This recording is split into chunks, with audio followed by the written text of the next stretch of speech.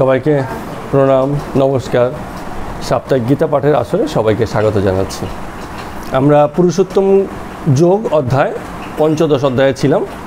সেখানে গেল দিনকে আমরা 18 নম্বর পর্যন্ত আমাদের পাঠ শেষ করে নিয়েছিলাম। আজকে 19 নম্বর 20 নম্বর করে আমাদের অধ্যায়টা আজকে হয়তো শেষ হয়ে যাবে। তো খানিক পুনরালোচনা এবং 19 নম্বর ও 20 নম্বর শ্লোক আমরা আজকে পাঠ করতে যাচ্ছি। তো একটা খুব ভালো প্রসঙ্গ ধরে এগোতে চাই, সেটা হচ্ছে যে এই যে অধ্যায়ের নাম পুরুষোত্তম যোগ, অর্থাৎ আমার উৎপত্তির আদ্যা কারণ বা আদ্যা শক্তি হিসেবে যাকে আমরা কল্পনা করছি বা যার কথা আমরা শুনছি, জানছি, বুঝছি, সেই পুরুষোত্তম সম্পর্কে জানা এবং বোঝা। কেন আমাদের গীতাতে এত কাল ধরে আমাদের প্রত্যেকের ঘরে ঘরে গীতা থাকার পরেও এইসব বিষয়ে আমাদের আগ্রহ খুব একটা জাগেনি? কারণটা কি? কেন আমরা এইসব বিষয়গুলোকে এত পরিষ্কারভাবে এত কালেও বুঝিনি? কারণ হচ্ছে যে আমাদের যা স্বভাব, যা আমরা করতে চাই, তা ভীষণই আবেগপূর্ণ একটা জায়গা থেকে আসে। যেমন যখন ভক্তিভাবের পথেও আমরা যাই, আমাদের সেখানে একটা ভীষণ রকম আবেগ কাজ করে। আমরা কীরমভাবে ভাবি যে একজন কেউ আরাধ্য দেবতা আছেন, তাকে আমি ভক্তি করব, তিনি আমাদেরকে আশীর্বাদ করবেন বা ফল দেবেন। এসব ব্যাপারে একটা ভীষণ রকম আবেগ কাজ করতে থাকে। তো সেই আবেগের যে গণ্ডি, যে সীমানার মধ্যে আবেগটা কাজ করে, তাকে ছাড়িয়ে গিয়ে অদ্বৈতবাদের মতো বিষয়, যেখানে এই পুরুষোত্তম, পুরুষ এবং প্রকৃতির খেলার কথা ভীষণভাবে বলা হয়েছে তত্ত্বীয়ভাবে, কথাগুলো কি ভীষণ রকম তাত্ত্বিক, অর্থাৎ এখানে গল্প টল্প নেই, কিছুটা বোরিংও বটে। মনে হয় যেন কি বলছি, কি করছি, কি শুনছি, মাথার উপর দিয়ে বেরিয়ে যাচ্ছে, যেন অনেকটা এরকম মনে হয়। কারণ এই যে বিষয়গুলো তাত্ত্বিক, এখানে গল্প বলে বিষয়কে লঘু করা যায় না। এরকম যদি আমি করি বা করার চেষ্টা করি, তাহলে মনে হয় কখনো কখনো বিষয়টা বাজে দিকেই যাবে। যেমন আমরা অনেক সময় বলি না, যে যখন ধরুন কিছু কিছু দেখবেন আপনার এরকম ঘটনা হয়, বাচ্চা কাচ্চা সাইকেল চালাচ্ছে, এরকম কাজ হয়ে এই সেই করে কত রকম নকশা করে ডিজাইন করে সাইকেল চলে, কিন্তু ও যখন শিখেছে তখন কিন্তু এই নকশাগুলো ওর ছিল না। ছিল কি, প্রথম যখন শিখেছে তখন শক্ত করে সাইকেল ধরেছিল, যে আরে এক্ষুনি বুঝি পড়ে যাব, কত সিরিয়াস শেখার সময়, 2-4 পড়েছে, ঘা খেয়েছে, না কত কষ্ট। হ্যাঁ, যখন শিখেছে হয়তো যে শেখাচ্ছে সে ও তো পালিয়ে বেড়াচ্ছে, ধরে ধরে এনে শেখাচ্ছে যে শেখ, পড়ার ভয় করলেও কাজ হবে না, শিখতে হবে। তো যখন শিখেছে তখন মানে জার্নিটা খুব কঠিন ছিল, কষ্টকর ছিল, কিন্তু যখন শেখা হয়ে গেছে, যখন এই বিষয়ের পুরো আনন্দটা, দখলটা যখন এসে গেছে, তখন সে এখন কাত হয়ে চিত হয়ে কাটিয়ে ফাটিয়ে কত রকমভাবে নকশা করে ডিজাইন করে, হ্যাঁ, শো করে লোককে দেখেন সাইকেল চালাতে পারে। তা আমরা এখন, আমি অন্তত মনে করি যে আমরা শেখার পর্যায়ে আছি, ফলে এই বিষয়গুলো কঠিন। এখানে খুব মন দিয়ে শিখতে হবে। এখানে আনন্দ খুঁজলে কাজ হবে না। এখানে বিষয়টা হচ্ছে বুঝে নেওয়ার কাজ। যে বিষয়টা সিরিয়াস, যে বিষয়টা গভীর, যে বিষয়টা গম্ভীর, হ্যাঁ, সেই বিষয়টাকে সেই হিসাবেই দেখা উচিত। যখন এই বিষয়গুলো খানিক করে বোঝা হয়ে যাবে, তখন ব্যাপারগুলো আলাদা রকম আসে। যেমন রামকৃষ্ণদেব ঠাকুরও শেষ জীবনে যখনই গল্প বলতেন, কোনো বিষয় শেখাতেন, মজা করে বলতেন, ইন্টারেস্টিং করে, কোনো একটা বাস্তব ঘটনার সাথে মিল রেখে। কিন্তু যখন শিখেছেন তোতাপুরীর কাছে, ভীষণ রকম রাগে ছিলেন তোতাপুরী, ওই যে বেদান্ত দর্শন যখন শেখাচ্ছিলেন, ঠিক আছে, রাগারাগি করতেন। ওই রামকৃষ্ণ ঠাকুর কালী মায়ের পূজা টুজা করতেন, বলে রাগ তোর এসব পুজো। কারণ কি, তুমি যখন বেদান্ত পড়ছো তখন এই ভাবের জায়গাটা কিন্তু নেই।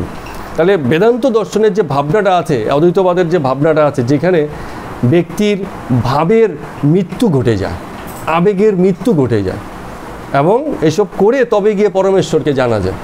হ্যাঁ, শ্রীকৃষ্ণ ভগবান হাসির ছলে কিছু বলছেন না, হাসি ঠাট্টা কিছু নেই। অর্জুনের সাথে তার যে কথা হচ্ছে, সেখানে গুরুতত্ত্ব বর্ণনা হচ্ছে। এখানে জীবনের এমন একটা দিক, এমন একটা বিষয়ে সম্পর্কে বলা হচ্ছে, যেটা নিয়ে হালকা মেজাজে কথা চলে না। আবার যে বুঝে গেছে, তখন সেই বিষয়গুলোকে হালকা মেজাজে হয়তো দেখাতে পারে, যেমনটা আমরা ওই সাইকেলের চালানোর ঘটনা দিয়ে বললাম। তো আমাদের কাছে খুব অনেক সময় মনে হয়, আমাকে এই অভিযোগও শুনতে হয়েছে বিভিন্ন সময়, যে আপনি এত কঠিন নয়, আপনারা কতটা জানবেন জানি না, এগুলো আরও কঠিন। যতটাও আমি সহজে বলি, আমার মনে হয় বিষয়গুলো কিন্তু আরও কঠিন। তৈলকানন্দ মহারাজজির এই যখন, এখন অবশ্য উনি আর একটু সহজ বলেন, পুরনো ভিডিওসগুলো দেখবেন যে সময় তিনি গীতার বিষয়গুলো বলতেন, কঠিন, মাথার বাইরে দিয়ে যাবে, বুঝতে পারবেন না। এখন কি হয়েছে, অনেক দিন এইসব বিষয়গুলো মহারাজ বলতে বলতে বলতে বলতে জীবনের প্রত্যেকটা ক্ষেত্রে এই গীতার দর্শনকে এত সুন্দরভাবে অ্যাপ্লাই করেছেন যে জীবনটাকে এখন মানে এই দর্শনের আলোকে খুব সুন্দর বুঝেছেন, যে কারণে বলাটাও তার সুন্দর হয়, শুনতেও ভালো লাগে, কিন্তু এত সহজ ছিল না।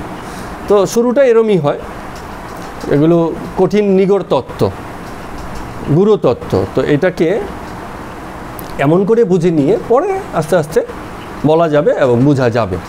এই হচ্ছে মূল বিষয়।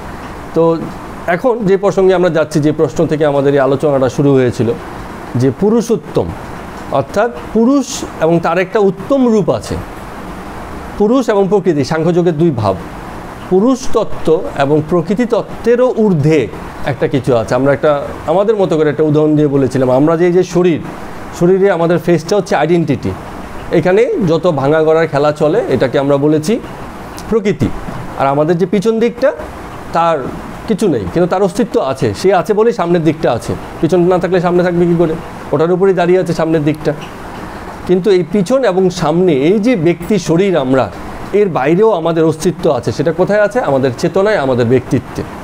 সেটা কিন্তু আমাদের শুধু চেহারা আর আমাদের পেছনে বোঝা যায় না। এই যে আমাদের একটা বাহ্যিক দিক, সে তার বাইরেও আমাদের একটা দিক আছে, অন্তর্গত দিক আছে, সেই দিকটাকে বলা হচ্ছে উত্তম পুরুষ। এবং ভোগ এবং বিকাশের যে খেলা চলে সেটা সেই পর্যায়েই চলে, কারণ আমরা চেহারায় যা কিছু অভিব্যক্তি দেখি সেটা শুধু চেহারার অভিব্যক্তি না, আমাদের অন্তরের অভিব্যক্তি চেহারায় আসে। তাহলে যে অভিব্যক্তিটা চেহারায় আসে, প্রকৃতির পর্যায়ে, জাগতিক পর্যায়ে যা কিছু আমরা দেখছি, সেই পুরুষোত্তমেরই মানে অন্তর্গত দিকের প্রকাশ ঘটছে এসব জায়গাতে।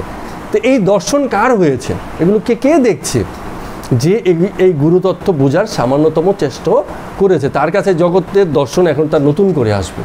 আর না হলে কি হবে, যে আমার একজন আরাধ্য আছে, একজন ঈশ্বর আছে, কেউ আমাকে সৃষ্টি করেছে, সুতরাং তাকে আমি সন্তুষ্টি করার জন্য, খুশি করার জন্য আমি কিছু নিয়ম কানুন, আচার অনুষ্ঠান, উপবাস, এটা সেটা যাই কিছু পূজা পাঠ, প্রার্থনা, বাক নিয়ে চলে যাওয়া, এইসব করব, তিনি খুশি হবেন, আমিও খুশি হব।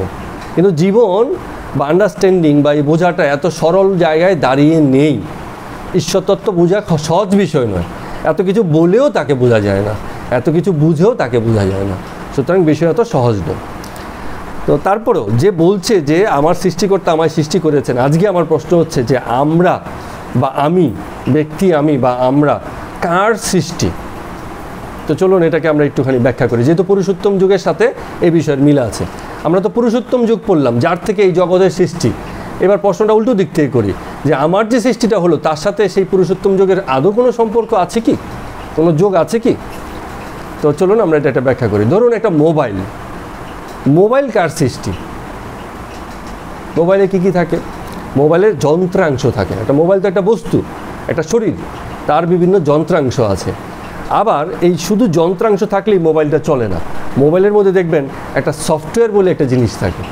এই যে মোবাইলে আমরা যা কিছু দেখি, তার চোখের সামনে তো পরিষ্কার দেখছি, কিন্তু সেই জিনিসটা কি সেখানে আছে? হত্যাযজ্ঞ চলছে বাংলাদেশে, চোখের সামনে দেখছি মোবাইলে, এটা কিন্তু দেখছি বটে, কিন্তু ওটা সফট জিনিস দেখছি, অর্থাৎ এটা একটা মেমোরি বা স্মৃতি দেখছি, অ্যাকচুয়াল ঘটনা আমার সামনে নেই।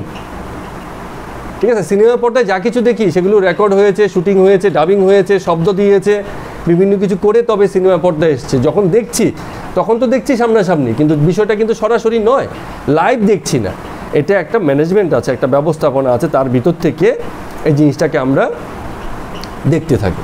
সেটা রিয়েল নয়, কিন্তু রিয়েলিটারি প্রেজেন্টেশন, ছায়া, এক ধরনের কি হচ্ছে ছায়া। তো এই যে মোবাইলের প্রসঙ্গে বলছি, যে মোবাইল কার সৃষ্টি? মোবাইলটা দুটো জিনিসের সৃষ্টি, একটা হচ্ছে যন্ত্রাংশ, আরেকটা হচ্ছে এমন একটা কিছু, সেটাকে যন্ত্রাংশ বলা যাবে না, কিন্তু সেও তার অংশ, সেটাই বরঞ্চ যন্ত্রাংশের ম্যানেজমেন্টটাকে কাজ করে। তাহলে দুটো জিনিস, একটাকে দেখতে পাই যন্ত্র হিসেবে, আরেকটা আছে সূক্ষ্ম, যেটাকে দেখা যায় না, কিন্তু সেটাই কিন্তু পুরো ব্যবস্থাপনাটা করছে। যে মোবাইলে বিভিন্ন সময় আমরা বিভিন্ন রকম অ্যাপ ডাউনলোড করি, অ্যাপগুলো কি দেখি তো চোখের সামনে যে ডাউনলোড হয়ে কিছু সামনে একটা এসছে, কেন? আমাদের সামনে দেখানো হয়েছে বলে দেখছি, আদতে ব্যাপারগুলি সেরমভাবে ঘটছে না। যা ঘটছে সূক্ষ্মতম পর্যায়ে তা আমরা ব্যাখ্যা করতে পারি না। তাহলে এই মোবাইলের অস্তিত্বটা দুটো জিনিসের উপর দাঁড়িয়ে আছে, একটা হচ্ছে স্থূল আর একটা হচ্ছে সূক্ষ্ম। একটা স্থূল একটা সূক্ষ্ম। আমাদের ব্যক্তি অস্তিত্ব, আমরা যে মানুষ শরীর, আমাদের অস্তিত্ব দুটো বিষয়ের উপরে দাঁড়িয়ে থাকে। একটা হচ্ছে শরীর আর একটা হচ্ছে সূক্ষ্ম বিষয়, যেটাকে মন, বুদ্ধি, অহংকার বা অন্যান্য যা কিছু আমরা বলি। ঠিক আছে, তো একটুখানি মিলিয়ে দেখি তাহলে আমাদের মধ্যে আসলে কি কি আছে। একটা হচ্ছে শরীর আছে। শরীরটা কিসে তৈরি? পঞ্চভূত। আমাদের শরীরকে ব্যাখ্যা করা হয়েছে পঞ্চভূতের তৈরি। 5টা মৌলিক তত্ত্ব আছে যার উপরে এই শরীরটা দাঁড়িয়েছে। হ্যাঁ, কী কী বলেছিলাম আমরা? আকাশতত্ত্ব, বায়ুতত্ত্ব, জলতত্ত্ব, অগ্নিতত্ত্ব, পৃথিবী তত্ত্ব। এই 5টা তত্ত্ব ঘনীভূত হয়ে তবে গিয়ে একটা শরীর হয়। যে কোনো শরীর, জগতের যে কোনো পদার্থেরই এই 5টা গুণের সমন্বয়েই সে দাঁড়িয়ে আছে। আজকে এই মুহূর্তে যেখানে সে দাঁড়িয়ে থাকবে, এই 5টা গুণের সমন্বয়েই সে দাঁড়িয়ে থাকবে। শরীর আছে। এরপরে কি আছে? আমাদের এই যে শরীরটার কথা বলছি, এই শরীরটা যে আমরা পেয়েছি, একটা কথা ভাবতে হবে, যা কিছু আমরা পাই, যেমন আমরা খিচুড়ি রান্না করেছি, খিচুড়িটা যে হয়েছে চাল, ডাল, নুন, তেল, মশলাপাতি আরও যা কিছু আছে, এই সব কিছু ছিল বলেই খিচুড়িটা হয়েছে। তো আমার শরীরটা যে শরীর হিসাবে আজকে রূপ লাভ করেছে, সেটাও কোনো না কোনো শরীর থেকেই এসছে। তাহলে আমাদের সৃষ্টি যদি কারণ হিসেবে খুঁজি বা আমাদের সৃষ্টি কে করেছে, তাতে দেখবো যে সেখানেও কোনো না কোনো শরীরই আছে। পিতামাতা, তার আগের পিতামাতা, প্রপিতামহ, এই যে মানব যে জন্ম, আমার আগে যাদের জন্ম হয়েছে, তাদের জন্ম হয়েছে বলেই আমার জন্ম। তাদের জন্ম না হলে আর আমার জন্ম হতো না। তাহলে আমার সৃষ্টিকর্তা কে? আমার পিতামাতাই প্রত্যক্ষভাবে আমার সৃষ্টিকর্তা, প্রত্যক্ষ, সরাসরি। যে পিতামাতাকে সম্মান দেওয়া হচ্ছে, কারণ এটা পরিষ্কার দেখতে পাচ্ছি যে আমার সৃষ্টির কারণ হিসেবে আরেকটা শরীরই দায়ী, সেই শরীরকে আমার পিতামাতা। সুতরাং তারা হচ্ছে আমার স্রষ্টা। এক কথায় আমরা পুরুষোত্তমে এখন যাব না, প্রথমে দেখব যে আমার আমার আমার সৃষ্টির পিছনে কে কে আছে। তো 1 নম্বর হচ্ছে আমার পূর্বপুরুষ বা আমার পিতামাতা হচ্ছে, আবার সেই পিতামাতা কোথা থেকে এলো? তারা আবার তার আগে কোনো শরীর, পূর্বপুরুষের শরীর থেকে এসছে। তাহলে এখানে একটা শরীরের জার্নি চলছে। ঠিক আছে, তো আমার শরীর, শরীরের অস্তিত্ব পূর্ববর্তী শরীর থেকে এসছে। এখন সবই কি বংশগত? বংশ তো একটা ক্ষুদ্র গণ্ডি মাত্র। কোনো না কোনো এক সময় এই সকল শরীর যা এই পৃথিবীতে ছড়িয়ে আছে, 6 কোটির মতো, 6 কোটি না 600 কোটির মতো, 600 কোটির জনসংখ্যা পৃথিবীতে আছে। 600 কোটির জনসংখ্যা শুরু কিন্তু এই 700 কোটি, তাও হতে পারে। হ্যাঁ, তো এই 700 কোটির জনসংখ্যা শুরু হয়েছে হয়তো 5000 জনসংখ্যা থেকে। সেই 5000 জনসংখ্যা শুরু হয়েছে আবার হয়তো 2-4জন জনসংখ্যা থেকে। সেই 2-4জনের জনসংখ্যা শুরু হয়েছে হয়তো তারও পূর্ববর্তী কোনো বিবর্তনের ধারায় অন্য কোনো শরীর থেকে। তা আমরা এই যে আজকে শরীরের অস্তিত্বের কথা বলছি, আমার সৃষ্টিকর্তা এই যা কিছু আছে পূর্ববর্তী সবাই, শুধু বাবা মা নয়, এককভাবে, শুধু তারাই নয়, তার আগে তার পিতামহ, তার জেনারেশন, আপনার জেনারেশন, তার আগে সেই কমতে কমতে যত পিছন দিকে যাব সংখ্যাটা কিছু আস্তে আস্তে কমতে থাকবে। কমতে কমতে একসময় এই যে আমাদের সৃষ্টিতত্ত্বের ব্যাখ্যায় বলা হয়েছিল না, যে অবতারবাদের যে ব্যাখ্যা হচ্ছে বরাহ রূপ, কুর্ম রূপ, এরকম যে বিভিন্ন রূপ, তার মানে তখন মনুষ্যরূপ ছিল না। তো এই মনুষ্যরূপ পাওয়ার আগে তখন হয়তো বরাহ মানে কি শূকর রূপে ছিল, মানে পশুগত প্রাণ। তারও আগে ওই যে কী বলে মৎস্যরূপে ছিল। তো এই যে বিবর্তনের ধারাটা এসছে, সেই সব ধারাতে আজকে আমার এই শরীরটা লাভ করেছে। সুতরাং এক কথায় বলা যাবে না যে আমার সৃষ্টিকর্তা শুধুই আমার পিতামাতা। এর আদি হয়েছে সেই প্রথম কোষ, যে কোষ মানে শরীর ধারণ করেছে, সেখান থেকেই। হ্যাঁ, কি বলছেন? বরাহ মানে শূকর, ঠিক তো? ও হ্যাঁ, বরাহ মানে শূকর। তার মানে বরাহ অবতার ছিল না, তার মানে কি সেই সময় জীবের যে বিকাশ হয়েছিল ওই বরাহ পর্যন্তই ছিল। তারপরে আরও এগুলো রূপক অর্থে বলা হয়েছে। বরাহ মানে একেবারে শূকরকেই আমাদের আদি মাতা পিতা হিসেবে জানবো তা না, বলছি সেই সময়কার সেই রূপের প্রজাতি। হ্যাঁ, সেই সময় সেটুকুই ছিল বিবর্তনের ধারা। তো এই যে জার্নিটা, এই জার্নিটাকে যে দেখছে সে কিন্তু গভীরে ঢুকছে, যে আমার অস্তিত্বের পিছনে কারণ হিসেবে সবাই, আমরা সবাই, শুধু রামকৃষ্ণদেব ঠাকুর হবেন কেন, আমাদের যত রকম মনুষ্য শরীর আছে সেই শরীরের জন্ম, বাইরে প্রতিনিয়ত যে জন্ম হচ্ছে তার একটা জার্নি আছে। তার জার্নিটা কোথায়? সেই এক কোষ থেকে শুরু করে, শরীর হিসাবে এক কোষের জন্ম থেকে শুরু করে এ পর্যন্ত হয়েছে, ঠিক আছে? তো সেই এক কোষটা যে সৃষ্টি হয়েছে তার পিছনে আবার কি ছিল? ওই যে পঞ্চতত্ত্ব, ঠিক আছে? পৃথিবী তখন কি হচ্ছে? প্রথমে কেমিক্যালের জন্ম, রাসায়নের জন্ম, বস্তুর জন্ম, তারপর তার থেকে প্রাণের জন্ম। এককোষী প্রাণ মানে বিভিন্ন রকম কম্বিনেশন অফ অল মানে থিংস, হ্যাঁ, এইসব জিনিসের সম্মিলনে সেই জিনিসটা তৈরি হয়েছে। তো এই জন্মের জার্নিটাকে বুঝতে হবে। তো আমার যখন শরীরের গল্প আমি বলছি যে আমার একটা সৃষ্টি হলো, তখন এই জার্নিটাকে পুরোটা আমাদের মনে রাখতে হবে। আচ্ছা, সৃষ্টি তো হয়ে গেল, একটা বাচ্চা যখন সৃষ্টি হয়, জন্ম হয়, তারপরে সে তো বাচ্চারূপেই চিরকাল থাকে না, তার তো পরিবর্তিত হয়। তা আজকের আমি আর সৃষ্টির সময়ের আমি এক নই, এখানেও পরিবর্তন হয়ে গেছে। এর পিছনে কন্ট্রিবিউশন কার আছে? আজকের আমি যে দাঁড়িয়ে আছি, আমার দেশ মাতার কন্ট্রিবিউশন নেই? দেশ তো আমাকে গড়েছে, যে দেশে জন্মেছি সেই দেশ তো আমাকে বিভিন্নভাবে মানে গড়েছে। দেশ মানে হচ্ছে জগৎ, দেশ হচ্ছে একটা ক্ষুদ্র ধারণা যে আমরা এই দেশ, পাড়া, মহল্লা এগুলো, কিন্তু এর মানে হচ্ছে আমার জগৎ, যে জগতে আমি থাকছি সেই জগৎও আমাকে গড়েছে, ঠিক আছে? তারপরে বিভিন্ন গুরুর কাছে, অভিভাবকের কাছে, বাড়ির যারা বয়োজ্যেষ্ঠ আছে, বন্ধুবান্ধব হতে পারে, হ্যাঁ, বিভিন্ন দার্শনিক হতে পারে, বিভিন্ন লোকের কাছ থেকে আমরা বিভিন্ন সময় বিভিন্ন কিছু শিখেছি, স্কুল কলেজেও শিখে থাকতে পারি। তার মানে কি হচ্ছে? আমি যে আজকে গড়ে উঠেছি, বিভিন্ন রকম আইডিয়ালিজম বা আদর্শ বা নীতি আছে যেগুলো আমাকে গড়ে তুলেছে। দুর্নীতিও কোনো না কোনো প্রকারের নীতি, সেও মানুষকেই গড়ে তোলে। তাহলে একটা জ্ঞানের প্রবাহ আছে জগৎ জুড়ে যেটা চলছে, যেটা আমরা এর আগে বলেছিলাম সামষ্টিক জ্ঞান। হ্যাঁ, জ্ঞান এমন নয় যে আমি যেটা পেলাম সে শুধু সেটুকুই আছে। আমার শরীরে অস্তিত্ব যেমন একটা লম্বা জার্নি করে এসেছে, আমার জ্ঞানের যে মানে ধারণা আমার মধ্যে আজকে বসেছে, আপনারা আমার মধ্যে বসেছে, সেটাও একটা লম্বা জার্নি করেই এসছে। আমার জ্ঞান আজকে যত পরিপক্ক, এই যে বংশ পরস্পরায় জ্ঞানের প্রবাহ হয়েছে বলে জ্ঞানটা এতখানি পরিপক্ক আজকে হয়েছে।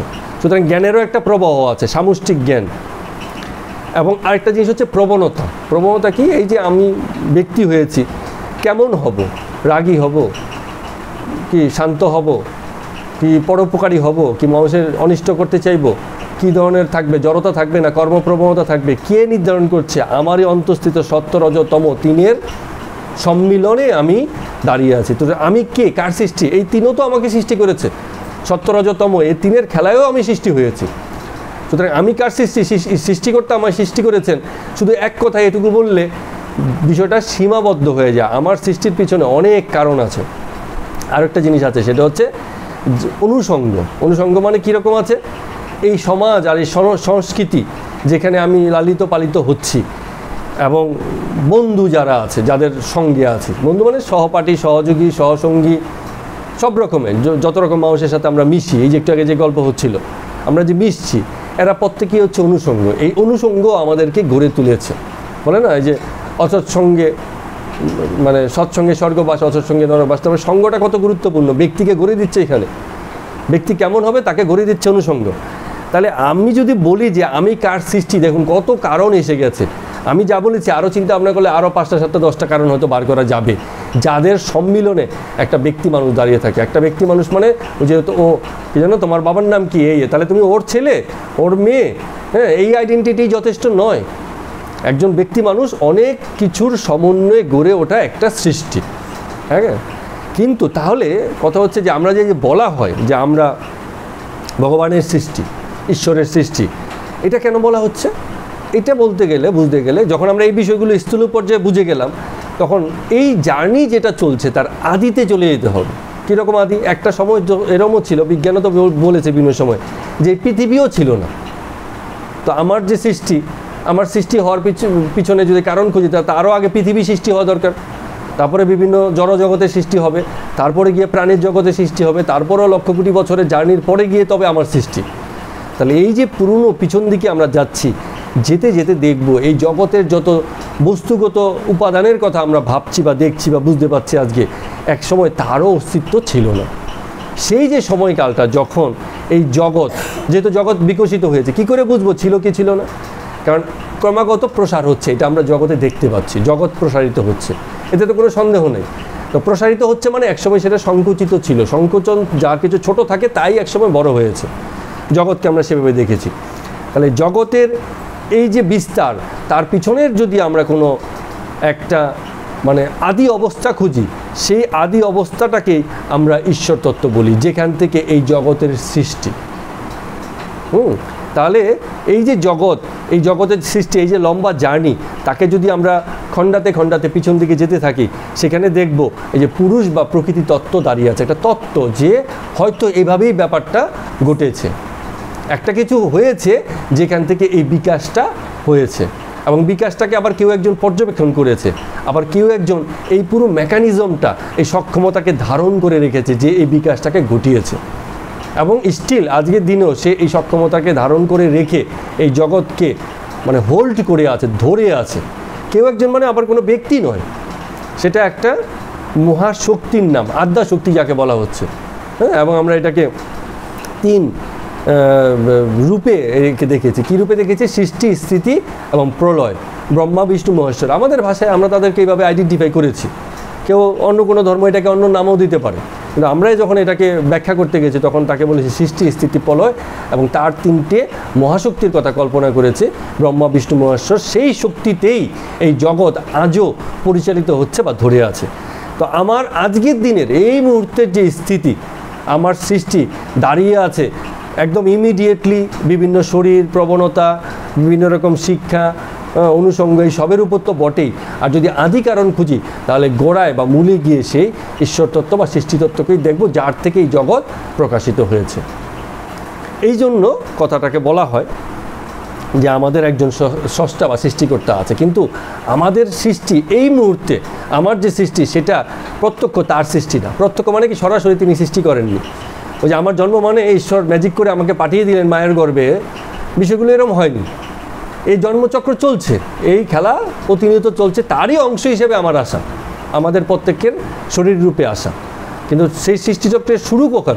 শুরু সেই আদি বা আদ্যা পর্যায়ে, যখন পুরুষ প্রকৃতির রূপে এই জগৎ বিকাশে বা জগৎ রূপে প্রকাশে লেগেছেন, ইচ্ছা করেছেন জগৎ রূপে প্রকাশের ক্ষেত্রে। তো যখন পুরুষোত্তম যুগ পড়ছি, তখন এই দুইয়ের সম্মিলন ঘটানো খুব দরকার। আমরা বললাম পুরুষোত্তম কি, কেমন কি হয়, কিন্তু আমি যে আমার যে অস্তিত্ব, তার সঙ্গে পুরুষোত্তমের যে যোগটা, নামই তো যোগ, বারবার বলছে যে নিজের সঙ্গে সেই তত্ত্বীয় ভাবের সঙ্গে সংযোগ করা, ইমপ্লিমেন্ট করা, দেখে নেওয়া জীবনে কিভাবে সেই বিষয়গুলোকে আমরা মানে ঘটাতে পারছি, সেগুলোকে দেখা খুব গুরুত্বপূর্ণ। তাহলে এই দেখুন, তাহলে এই যে অদ্বৈতবাদ, এই অদ্বৈতবাদ আমাদের যে সাধারণ ভক্তিভাব, ভক্তিভাব কি? যেমন বাবা মায়ের থেকে আমরা সৃষ্টি, বাবা মাকে সম্মান করো, কিন্তু বিষয়ের সম্মানের জায়গাটা শুধু বাবা মায়ের মধ্যে আবদ্ধ নয়। যখন আমরা এর গুরুতা বা গভীরতাকে আরও জানবো, তখন আমাদের আরও অনেক অনেক কারণকে আমাদের সামনে দেখব। তো একটা বিষয় খুব পরিষ্কার যে এই যে আমাদের সৃষ্টির বা আমাদের অস্তিত্বের দুটো দিক, একটা দিক তো শরীর, সেই শরীর থেকে এসছে, এর বিষয়ে আর খুব বেশি বলার নেই। যত আলোচনা হয় আমাদের অন্তর্গত বা মনোগত দিক নিয়ে, কারণ ঈশ্বরত্ব বা ঈশ্বরতত্ত্ব সেই মনোগত দিকেরই আমাদের নাম, আরেক নাম। আমাদের মনোগত দিক দিয়েই তাকে একমাত্র স্পর্শ করা যায়। তার স্থূল যে স্বরূপ, সে তো হয়েই আছি আমরা, সেখানে খুব বেশি বুঝবার জায়গা নেই। যা কিছু বুঝবার জায়গা আছে সবই অধ্যাত্মের জায়গা, অর্থাৎ আমার আত্মস্বরূপ, এবং আমার আত্মস্বরূপের ভিতর দিয়ে সেই ব্রহ্মস্বরূপ বা আত্মিক স্বরূপ বা আত্মাকে জানা বা বোঝা। এর জন্যই এত আলোচনা হচ্ছে। গীতাতে সেই কথাগুলোই মানে অর্জুনকে ঠাড়ে ঠোড়ে ভীষণভাবেই মানে বুঝিয়েছে। ঠিক আছে, এখন আসুন আমরা একটা কথায় আমরা যাই। এই কথাটা আমাদের এখানে বলা আছে, আমরা 20 নম্বর শ্লোকটা, 19 নম্বর শ্লোকটা আমরা পড়ছি একটু বাদে, 20 নম্বর শ্লোকটা আগে পড়ে নিচ্ছি। এখানে বলছে যে হে নিষ্পাপ, অর্জুনকে বলছে শ্রীকৃষ্ণ ভগবান, যে আমি এই অতি গুহ্য কথা তোমাকে বললাম। গুহ্য মানে কি? গোপন কথা, যা সকলের বোঝার মতো নয়। হ্যাঁ, যে কেউ ইহা জানিলে জ্ঞানী ও কৃতকৃত্য হয়। জ্ঞানী মানে হচ্ছে তার এই জগৎ বিষয় এবং আত্ম বিষয়, নিজের বিষয় জ্ঞান এসে যাবে। আর কৃতকৃত্য মানে হচ্ছে সে কৃতার্থ হয়ে যাবে। তার মানে সে তখন কৃতজ্ঞ হয়ে উঠবে শ্রীকৃষ্ণের প্রতি, যে শ্রীকৃষ্ণ ভগবান তুমি আমাকে এমন কি শোনালে যে আমার তো এখন জ্ঞানচক্ষু উন্মোচন হয়ে গেল, আমি জগৎকে এখন খুব পরিষ্কার দেখতে পাচ্ছি বা বুঝতে পারছি, এতদিন তো আমি ভ্রমে ছিলাম। তো এই কৃতজ্ঞতা তার মধ্যে আসবে। তো এখানে যে কথাটা বলছে গুহ্য কথা, তার মানে যা কিছু বলা হচ্ছে এই যে শাস্ত্রের এই দিকটা, এটা অত্যন্ত গুহ্যতম শাস্ত্র। কোন শাস্ত্র? যেমন আমাদের পুরাণাদি, যেমন গেল দিনকে যে আমার সামনে আছে বিষ্ণু পুরাণ, ঠিক আছে? পুরাণাদি শাস্ত্রে কর্তব্য কর্ম করণীয় বিষয়ে আলোচনা আছে, গুহ্য কথা আছে অল্প বিস্তর, কিন্তু অত গভীর নেই। কিন্তু গীতাতে কি আছে? যা কিছু আছে সব সেই গুহ্য কথার আলোচনা হচ্ছে। এখন প্রশ্ন হচ্ছে, কেন গুহ্য বা গোপন বলা হবে? বিষয়গুলো এত সহজ হলো না কেন? প্রথম কথা হচ্ছে, আমরা আমাদের অস্তিত্বের ভিতর দিয়ে আমাদের যে ক্ষুদ্র দর্শন, আমি স্বরূপে দেখি। আমি স্বরূপে মানে যখন আমার জন্ম হয়েছে তখন একটা আমিরও জন্ম হয়েছে। সেই আমি খুবই ব্যক্তিগত হয়ে যায়, নিজেদেরকে ব্যক্তিগত করে ফেলে। কীরকম? আমি খাবো, আমার সুখ হবে, আমি শোবো, আমার আনন্দ হবে, আমার দুঃখ হচ্ছে, আমার কষ্ট হচ্ছে, সব জায়গাতে আমি ভাবটা এসে যায়। এটা একটা ক্ষুদ্র দর্শন। ব্যক্তি তার শরীরময় হয়ে ওঠে, তার মনোময় হয়ে ওঠে জীবনটা। শরীর আর মন এর বাইরে আসে যেতে পারে না।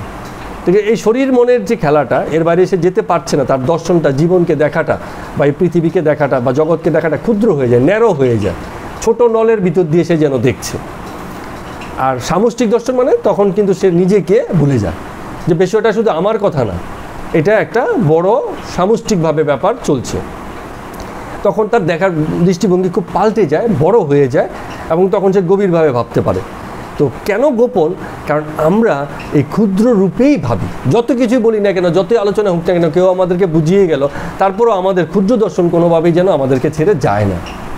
ফলে এই বিষয়টা জেনে বুঝে বা শুনেও তখনও পর্যন্ত গোপন থেকে যায়, আমাদের কাছে পুরোপুরি খোলে না। এই জন্য এটাকে মানে গোপন বা গুহ্যতম শাস্ত্র বলা হয়েছে। কারণ চাইলেও, শুনলেও, বুঝলেও, বললেও যেন তা বোঝা হয় না, এই জন্য গোপন।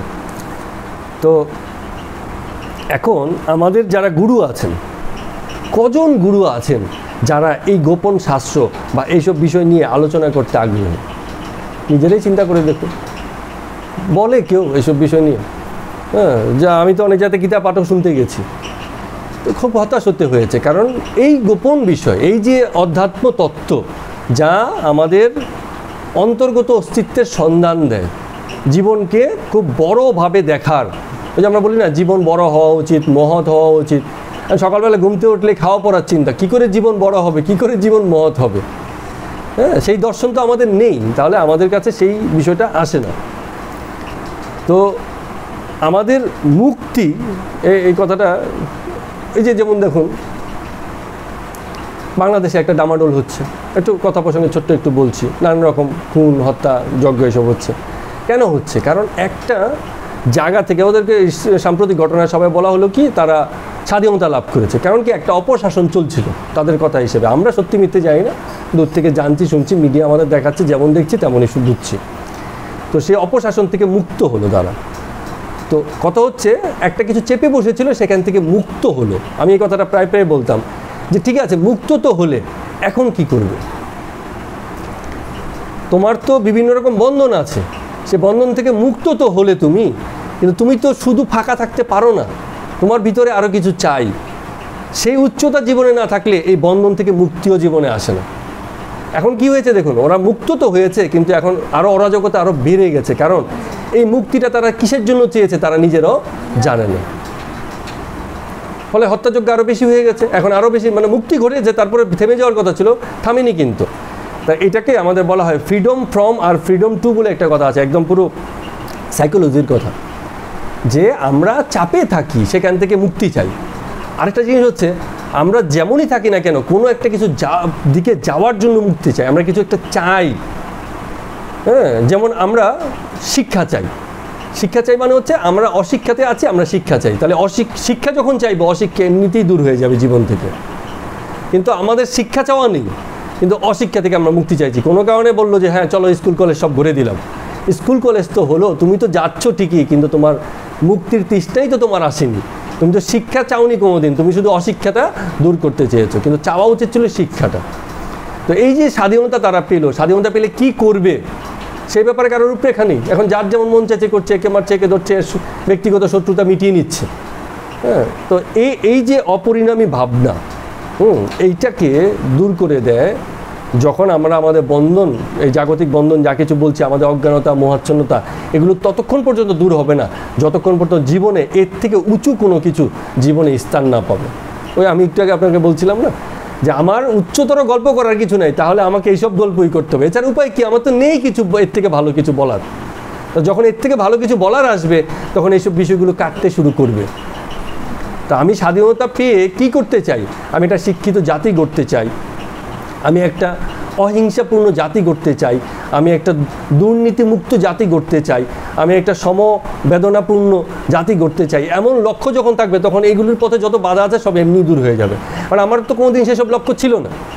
বাংলাদেশ মোস্টলি কারাপ্টেড দেশ,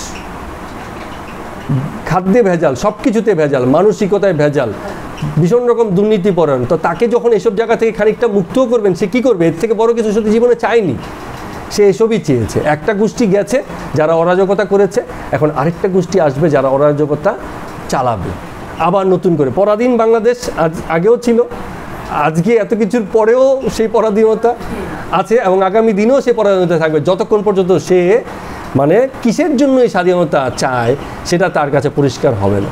সুতরাং এই ডামাডোল, এই গণ্ডগোল শেষ হবে না, ঠিক আছে? মানে একটা তারা হয়তো ইউনিফর্ম একটা গভর্নমেন্ট কিছুদিনের জন্য গড়ে দিয়ে আবার ভোটের মাধ্যমে গভর্নমেন্ট আসবে, সেই যে নতুন গভর্নমেন্ট আসবে সেই গভর্নমেন্ট আগের গভর্নমেন্টেরই অনুরূপ হবে। কারণ কোথা থেকে আসবে? তাদের ভিতর থেকেই তো বেরোবে, নতুন স্বতন্ত্র কিছু বেরোবে না তো। কারণ জাতিগতভাবে তারা উচ্চতর কিছু চায়নি। তো এই যে এই কথাটা আমাদের গীতা দেখুন কত সুন্দরভাবে বলছে যে এটা চিরকালই তোমার কাছে গোপন থাকবে, শোনার পরও গোপন থাকবে, কারণ তুমি এর থেকে উচ্চতর কিছু তোমার জীবনে তুমি চাওনি, ফলে এই গোপন জিনিস তোমার কাছে খুলবে না, শুনলেও খুলবে না।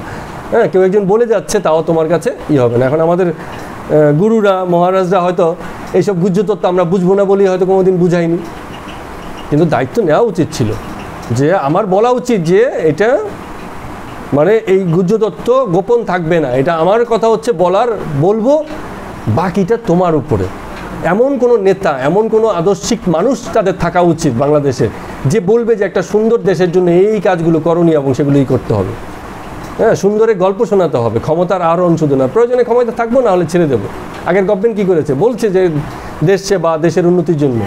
শুধু ফিজিক্যাল ডেভেলপমেন্ট না, মানুষের মনোগত অবস্থার পরিবর্তন না হলে সেই জাতি কোনোদিন সভ্য হবে না। মনোগত অবস্থার পরিবর্তন চাই, তবে গিয়ে সেই জাতি সভ্য হবে। তো আজকে এই যে যা কিছু অসভ্যতা দেখছি, এটা হঠাৎ করে আসেনি, তাদের মধ্যেই ছিল। একটা গোষ্ঠী করেছে, তারা সরে গেছে, এখন আরেকটা গোষ্ঠী করছে, এরা থেমে গেলে আরেকটা গোষ্ঠী আবার সেগুলো করার জন্য রেডি হবে। তো না, কারা করছে দেখুন, কারা করছে সেসবে আমরা যাব না, আমরা এত দূরে আছি, সত্য মিথ্যা আমরা জানি না। আমরা শুধু জানি যে এই ভয়াবহতা একদিনে তৈরি হয়নি। একটা গোষ্ঠী একটা ভয়াবহতা করেছে, আরেকটা গোষ্ঠী সেটাকে নিবৃত করেছে, আবার একটা ভয়াবহতা শুরু হচ্ছে, আবার একটা গোষ্ঠী এসে সেটাকে নিবৃত করে আরেক রকম ভয়াবহতা ভবিষ্যতেও চালু করবে। তো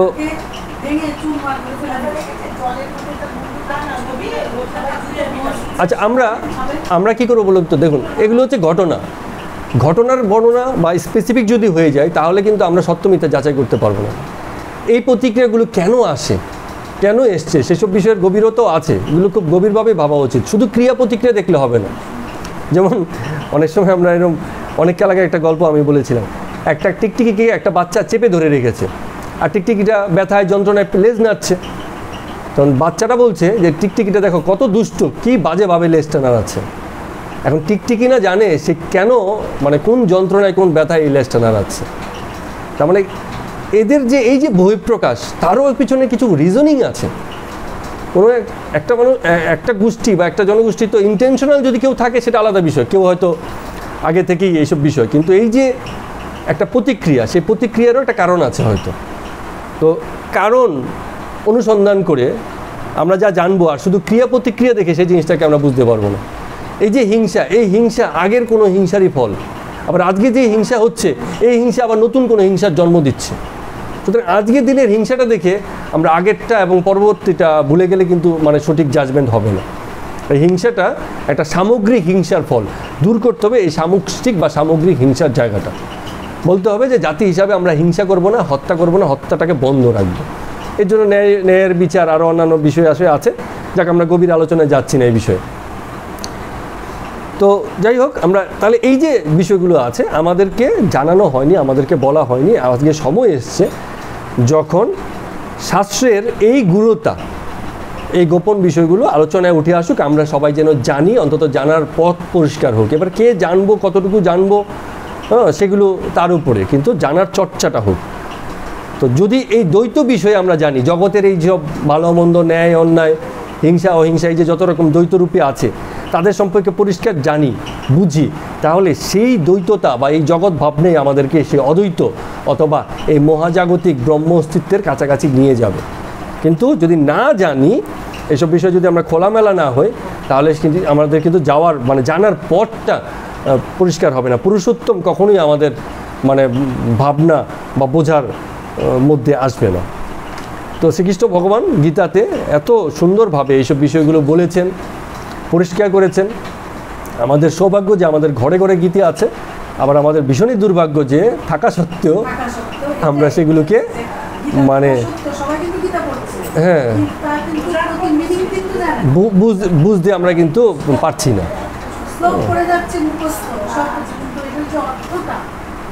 তো এখানে এবার 19 নম্বরটা একটু বাকি ছিল, সেটা একটু পড়ে নিয়ে বলছে, হে ভারত, অর্জুনকে বলছে, যিনি মোহমুক্ত হইয়া এইভাবে আমাকে, তাহলে দেখুন বোঝার ক্ষেত্রে কেন পারি না সেই কথাটাও আমরা বলছি, যে আমরা যে পারি না, গোপন বিষয় কেন গোপন থেকে যায়, কারণ আমরা ব্যক্তিগত এবং গণ্ডিবদ্ধ দৃষ্টিভঙ্গি নিয়ে থাকি, এবং এটাকে বলছে মোহমুক্ত হওয়া অবস্থা।